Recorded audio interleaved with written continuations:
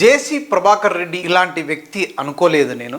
ఎలాంటి వ్యక్తి ఏంటి అనుకుంటున్నారా? జర్నలిస్ట్గా నేనేం చేయాలో అది చేశాను, బట్ ఆయనకి వ్యతిరేకంగానే చేశాను. అంతా చేసినప్పటికి కూడా నన్ను ఇంటికి పిలిపించి నన్ను ఒక కొడుకు మాదిరి మంచి మాటలు చెప్పి 10 రూపాయలు సంపాదించుకోరా, ఇది కాదురా లైఫ్, ఇదిరా లైఫ్ అని చెప్పి నన్ను కూర్చోబెట్టుకొని చెప్పి ఖచ్చితంగా నన్ను తొక్కాలని చూస్తారు. అవకాశం వచ్చి ఖచ్చితంగా తొక్కుతారు, దాంట్లో నో డౌట్.